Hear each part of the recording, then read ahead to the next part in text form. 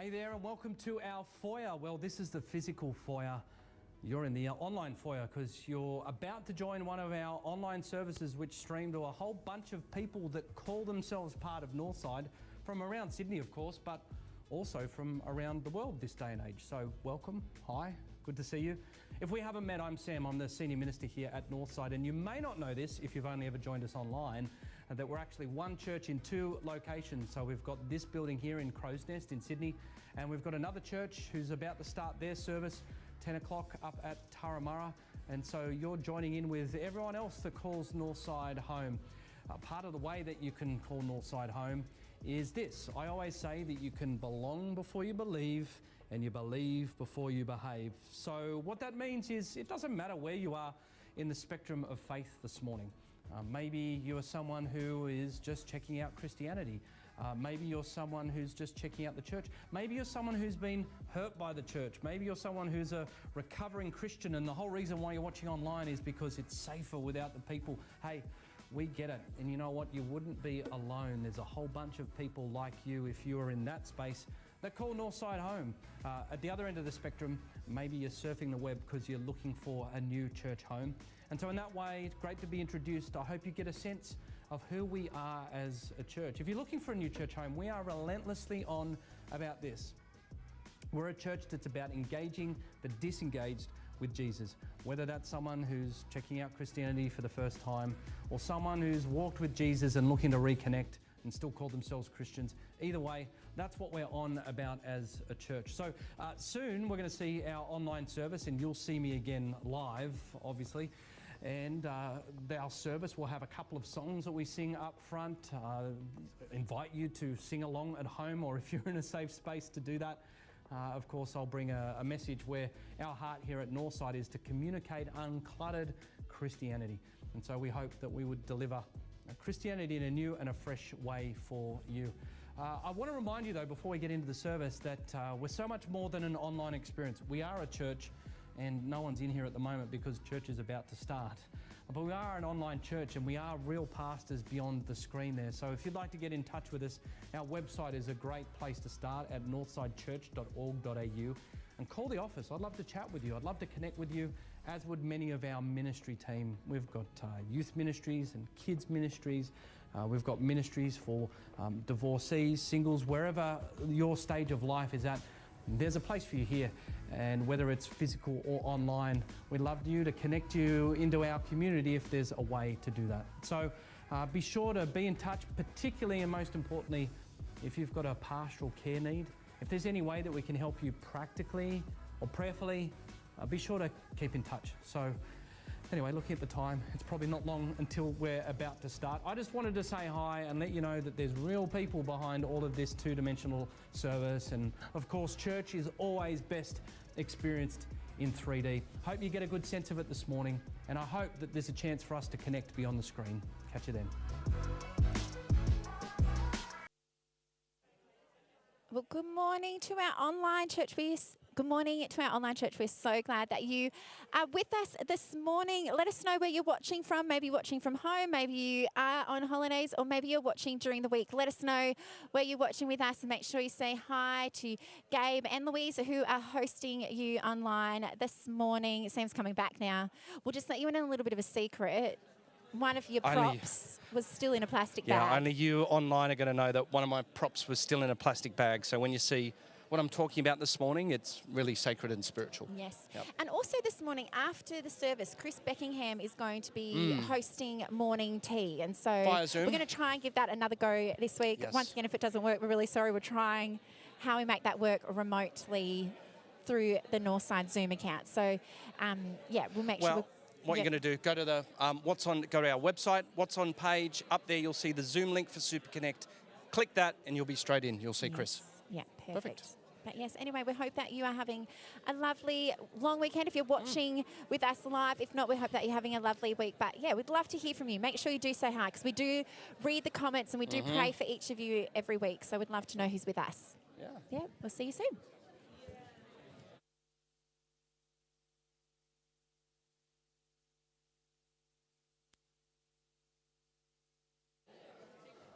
It's great to see so many conversations happening. Whilst you're chatting away, it's a great opportunity now to take a look at the church news.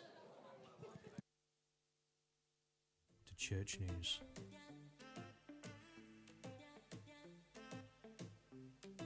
Got questions? Or perhaps you just want to dive deeper from Sunday's message? Join us for Super Connect every Monday night at 7:30 p.m. with Pastor Sam. Like to get out and about? Why don't you join us for our Northside Walking Group on the first Saturday of the month? Contact Annie Bramall to find out more. Why don't you join us for Alpha starting on the 10th of October at 7:30 p.m. at Turramurra? It's a great opportunity for those exploring faith or just have questions. Who are you going to invite? Scan the QR code to find out more. Our next Northside performance is right around the corner.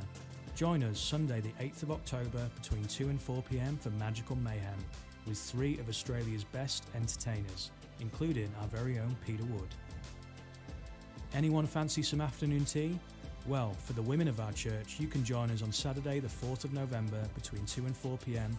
in our Crow's Nest Auditorium. Why don't you come check out one of our books at the Pillinger Library, open every Sunday after the service. Speak to one of our team to find out more. Have you been thinking about how you can get involved? Well, we'd love to have you a part of Team Northside. If you scan the QR code, you can find out how you can serve in many different areas of life within our church. We'd love to keep you up to date with everything in the life of our church, so why don't you subscribe to our weekly newsletter? Or, if you're interested in taking your next step, why don't you connect with us at northsidechurch.info. And of course, we know that church here wouldn't happen without your generosity. So if you're looking to give to our church and give to God, you can either scan our QR code, make a direct deposit, use our FPOS machine at the back of church, or as the collection buckets go around during the giving, you can deposit your cash through there. Well, that's been church news. We'll see you next week.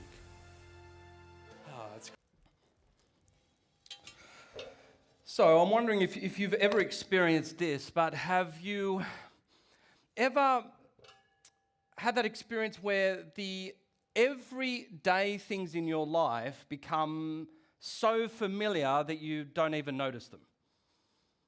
You don't even realize that they're there. For me, I saw this example firsthand with my nan. My nan lived in a housing commission house right on a main road. And so whenever I would go and stay with her, she would live right on the main road, and these almighty semi-trailers, those B-double type big trucks, would come down, and it'd feel like they are 3 feet from your bedroom window. And these trucks, as I go to sleep at night, would just go whoom down the main road, and I'd kind of be like, "What was that?" And Nan would be like, "What was what?" What was what? Just in a bit, another one would come past. What was, like the windows would rattle, and she'd just get on with everyday life. She just didn't even notice them. And I find that throughout life, when things become so regular and so familiar that it just kind of fades into the background of your mind. Have you noticed that?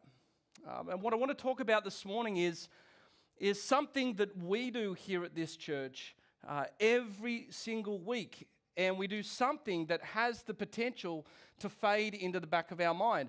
It's the sort of thing that we do that if you're a guest and you watch into us, and we're going to do it in this service, you'll watch us do this, and a guest may will go, "Well, what was that?" And we would go, what was what? It's potentially going to pass you by without you even noticing. And the thing that I'm going to talk about this morning is one of the simple things that we do as a church. It's a simple thing we do as a church. It's simply communion. And every now and then, in between sermon series, we've had forgiveness, we've had generosity, had big topics that we talk about. Every now and then, it's great just to be able to come back and to spend a week thinking about the things that we do so often that we may not even notice. Communion, baptism, worship. And so this morning we're going to talk about communion. What is it about communion? And when I began prepping for this, I realized, I'll declare, that this had become so familiar to me that I really didn't notice the power that it can have in our lives. It's just something we do every week. It's just something for Sam as the pastor. Quick, I've finished my message. I've got to say something that connects us into that thing that we do as part of our service. I know you I know that's what it feels like. Right? And so I'm hoping for us this morning that you can rediscover what I rediscovered about communion, that this is something profoundly therapeutic to the human soul. And we do it every single week. The reason why I kind of felt it's therapeutic is I was listening to Dr. Andrew Huberman on the Huberman Lab podcast. Anyone a Huberman fan here? Yeah, I love Huberman stuff. And so allow me in this moment to try and summarize a 3.5-hour podcast for you. He was interviewing a guy called, I think that's what they call a long-form podcast. Yeah, 3.5 hours. With Dr. Paul Conti, who is a psychiatrist from the Stanford School of Medicine.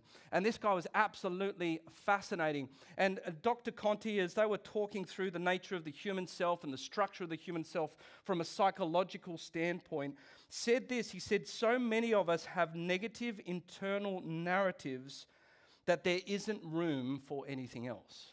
I don't know if you found that. I've found in my life, have you ever had this where, like, do you ever find that when you wake up of a morning and you just open your eyes, have you ever found that sometimes you're talking to yourself? Is this just me? Come on, don't hold back from me. This is getting live streamed, right? Dr. Conti's going to call up, this guy's got a problem, right? Okay, thank you. I'm not the only one. The challenge for me is whenever I hear myself talking, it's always bad news. Have you found that? It's just always bad news. There's so many of us have a negative internal narrative. There's not much room for anything else. And so Dr. Conti goes on to say that our beliefs and our inherited narratives are so ingrained into ourself that it's very difficult to get you off these mental highways that you've carved into your mind. But you can. That's the positive nature of his message, is that you can do that. You can start to carve paths that are different from the way that we normally think. But it takes a lot of time and a lot of effort. He says this, thinking can be wonderful when we're using thinking to learn and to figure things out. But a lot of thinking is in the service of something else. You're probably thinking about the bill that you've got to pay, or what you're going to have for lunch, or... what gets your attention gets you, is what he's saying. And so wouldn't it be remarkable, wouldn't it be awesome if we had, I don't know, a rhythm, maybe like a discipline, like a regular thing in our lives that, I don't know, just brainstorming here. Okay, work with me. I haven't got the whiteboard, but imagine if we could kind of have a regular pattern of doing things that would take this thinking mind, and for many of us, the negative self-talk that we've got in this, and take us up into something that is wondrous and beyond ourselves. I don't know, wouldn't that be really cool if we had that in our lives? And that's, I don't know, it's like God kind of said, oh, here's something I've prepared earlier, Moira, right? You know, like those cooking shows? Yeah, it's like... And I don't know, what if we did communion every week?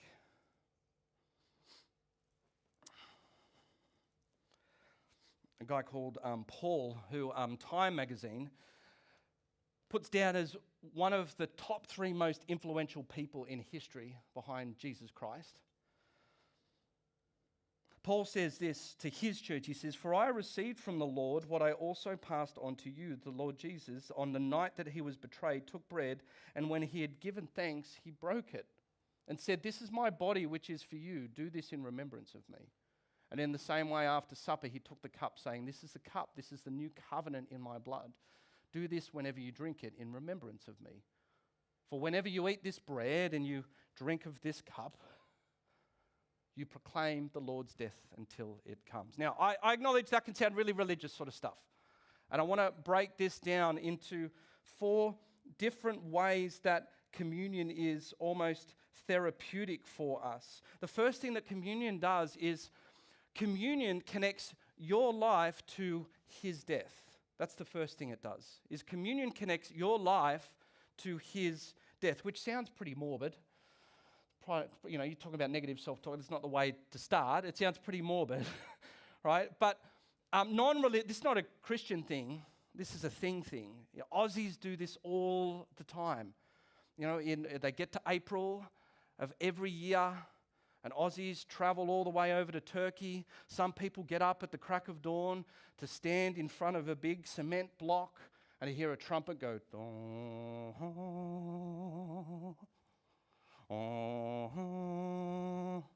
right?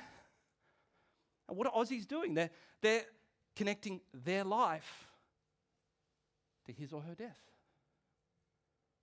They're creating a memorial, which is what the Jewish people were doing. This goes all the way back to the Old Testament, to Exodus, where really basically what is happening here is a thing called the Passover meal. It wasn't called communion. This was a Jewish meal, a Thanksgiving meal. And so this meal was set up all the way back in the Old Testament, the early days of the Jewish people, when Moses had set it up for them in Exodus chapter 12. And basically what would happen at the Passover meal is that a young child of the family would say, "Papa, what is going on here?" I don't know the Jewish word for papa, but the grandfather of the family would have the responsibility to retell the story of what had happened, that the Israelites were under bondage by Pharaoh, and that God was going to liberate them, and that in order to go through, he's going to send an angel of death through the people that were there in Egypt. And in order to be spared, he told his people to go, so he knew who the Israelites were, to slay a lamb and to go and take the blood of the lamb and to put it over the top of their doorways. And that way, when the angel passed past, they were safe. They were liberated. They were saved by the blood of the lamb. Which for some of you, it's like revelation, because you're like, now I know what those kooky Christians are talking about when they're saved by the blood of the lamb. Up until that point, it was the sort of phrase that would freak you out in church. That's the biblical background to what all of that meant. And so they would have this roast lamb on the table, and Papa would retell the story for all of the family so they could connect their life to the saving work of God. They were liberated. The Passover brings the power of death into your life. They were liberated from death. It brings it in. The roast lamb on the table shows them that has happened. What are they doing when they're remembering here with a meal and Papa's telling the story? You know what he's saying? They shall not grow old, as we that are left grow old. Age shall not weary them, nor the years condemn at the going down of the sun, and in the morning we will remember them. It's a memorial to something that has happened, and it moves them and it moves us because, what is happening when we hear this? And if you're the type that gets moved, why are we moved by this? It's because it brings the power of someone's death into our lives, that fundamentally the Passover story and the Anzac story is a salvation story, where it's saying someone copped a bullet for your freedom. You didn't know him, you weren't part of him, but the reason you're free is that someone had to die. And so when Jesus takes the communion, question class, why no lamb? There was no lamb there when we take the communion, when we do that. And many commentators would agree is that Jesus is saying, I'm the lamb sitting at the table. I'm the one who will be sacrificed so that you can be liberated. So communion connects our life through to his death. That's the first thing it does. Here's the second thing it does. Communion connects your soul to God. Verse 23, this is my body which is for you. Do this in remembrance of me. Communion is not just believing in God in general, but communion is remembrance. And I want to talk about that word. It's quite specific. Why would we need to remember? Why would we need to do that? My answer to that is Hakuna Matata. Hakuna Matata. Right? That's the line from the great movie, The Lion King. And if you know that story, Simba runs from the Pride Lands and he hooks up with these two nefarious figures called Timon and Pumbaa, and they end up doing all sorts of fun things. They find an oasis out there in the Pride Lands, and there's all sorts of wonderful, blissful time that they have together. To teach him the song Hakuna Matata, which means no worries. No worries, a no worries sort of life. It was such a no worries sort of life that Simba begins to progressively forget who he is and where he's come from. The Pride Lands are in a desperate state and they need their future king to come back. And then perhaps in what I feel is one of the most fundamentally beautiful moments in animated film. Mufasa, the ghost of Mufasa, meets up with Simba out one night. Here's the beautiful image of it. And he says, "Simba, you have forgotten who you are because you have forgotten me." Thank you. I practiced. What do you think you paid me for? He says, "Look inside yourself, Simba. You are more than who you have become, and you must take your place back in the circle of life." Right? You have forgotten who you are because you have forgotten me. And so when we remembering is the antidote to a Hakuna Matata life. And we live on the lower North Shore of Sydney. We live a Hakuna Matata life. We live in an oasis that is the desert. In many other worlds, there are so many things that you and I know that distract us. And the way that we know that we are distracted from who we are and the place that we have in the kingdom of God is the fact that we have these things called fears and anxieties and guilt and all of these things that are the telltales that we are not living out of our true identity in God. Communion connects your soul to God.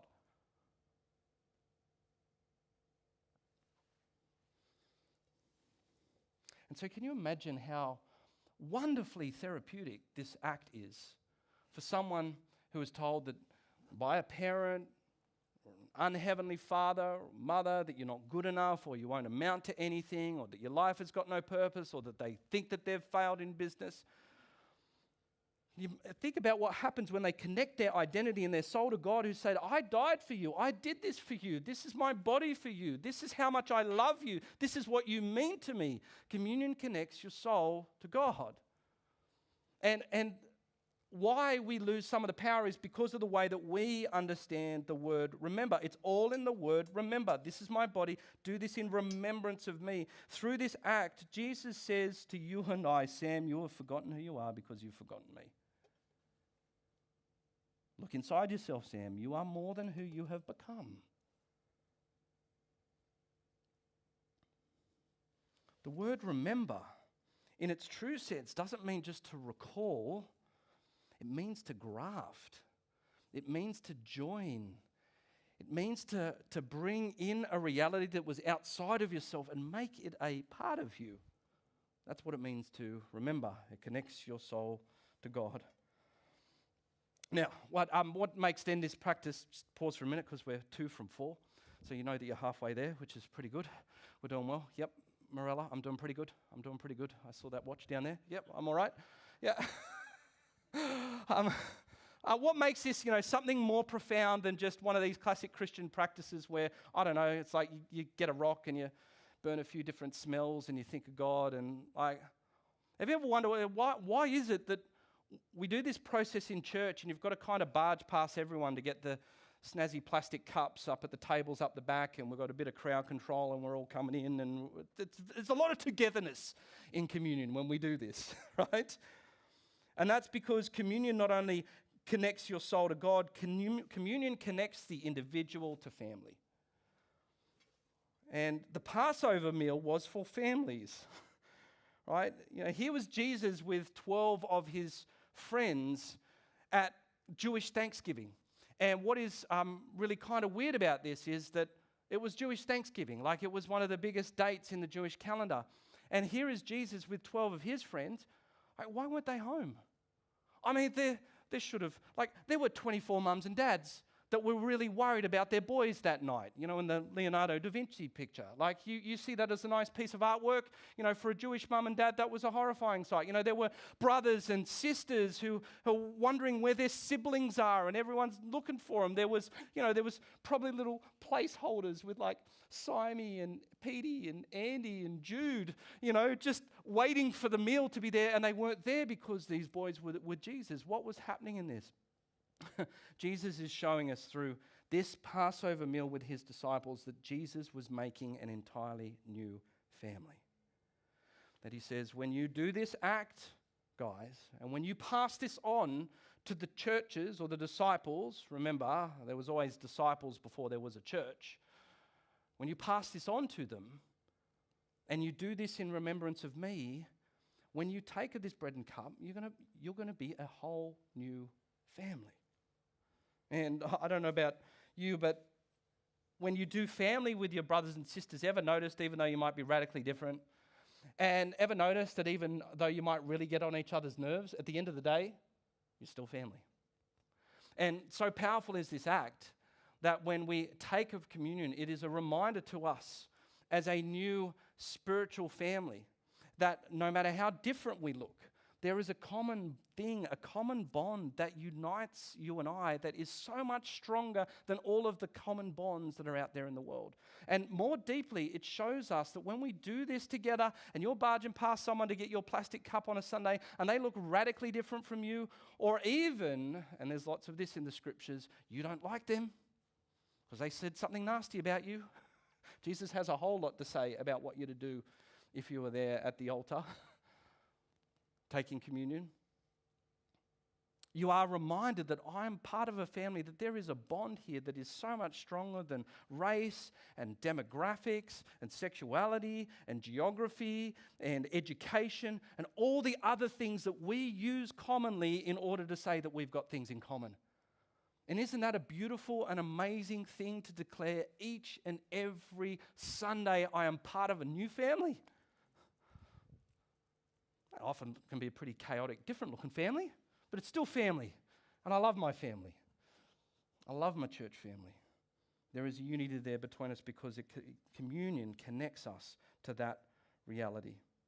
Most of all and finally, and let's not forget this, that communion, not only connects your life to his death, not only connects your soul to God so you can remember who you are, not only connects the individual into a family that they're grounded in, but communion connects your story to the future. Listen to this.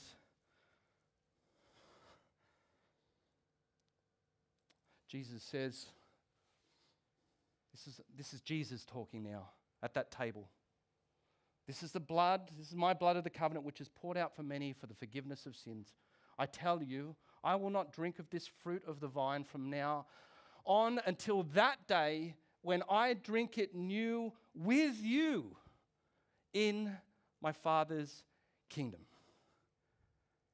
Communion connects you to the future. What do I mean by this? You know what Jesus is saying? Jesus is saying one day there's going to be an opportunity for you to sit up at the grown-ups table. Did you ever have this when you were either at Christmas, and maybe some of this side of the room can relate to the imagery a little bit better than the rest of us, but I always got stuck at the kids' table, and I would always be longing at Christmas time to be sitting up at the grown-ups table, and then maybe you had a moment when you graduated from the kids' table to the grown-ups. We ever have that? Here's what heaven is. Heaven's getting to sit up at the grown-ups table.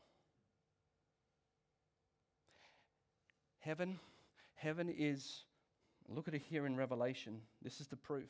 Chapter 6, verse 19. Then the angel said to me, write this, John. Blessed are those who are invited to the wedding supper of the Lamb. It's interesting language. Remember? The Lamb that was slain. The wedding supper of the Lamb, of Jesus. And he added, these are the true words of God. I heard a loud voice from the throne saying, look, God's dwelling place is now among the people, and he will dwell with them. They will be his people, and God himself will be with them and will be their God. Heaven is a picture not of like little cherubs with harps up in clouds. Heaven is sitting at the grown-up table where you will bring every question, you will bring every frustration, you will bring every yearning, you will bring every wondrous thought that you've had in your mind, and you will sit and you will eat with God face to face. Imagine that. Having dinner with Jesus. Man, I know some of the questions I'm going to ask him. I'm sure you've got a few. And the crazy thing is too, then straight after that verse, John says, but hang on, there will be no more tears. There will be no more crying. There will be no more mourning, because behold, everything is made new.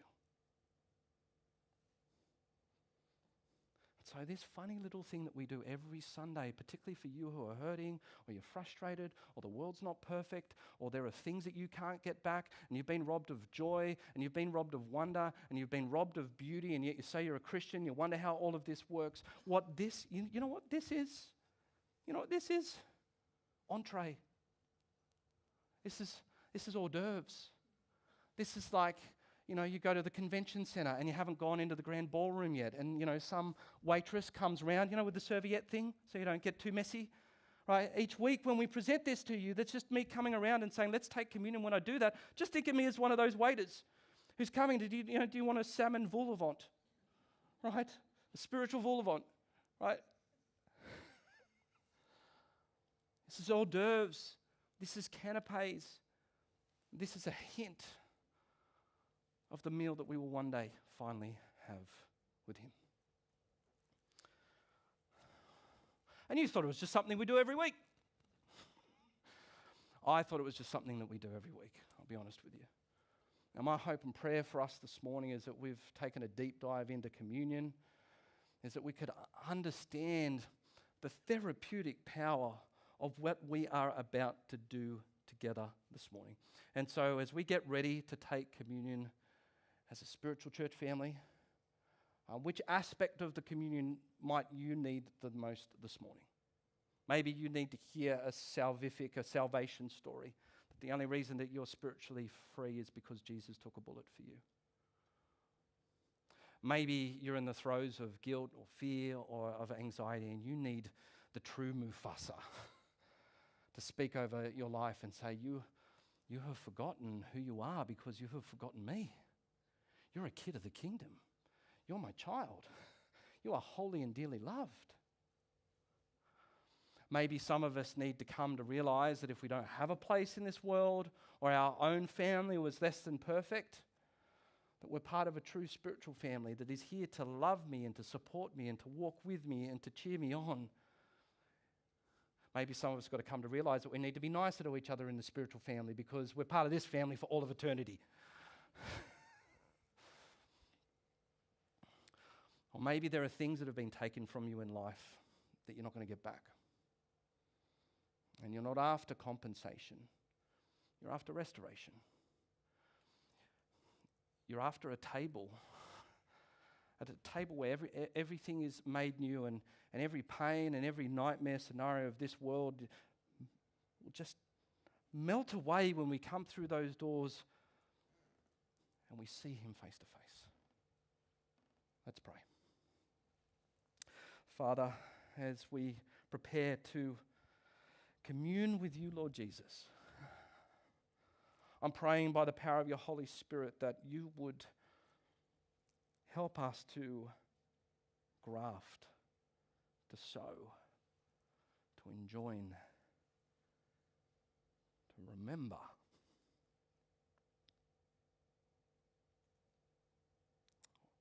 you and what you've done. Amen.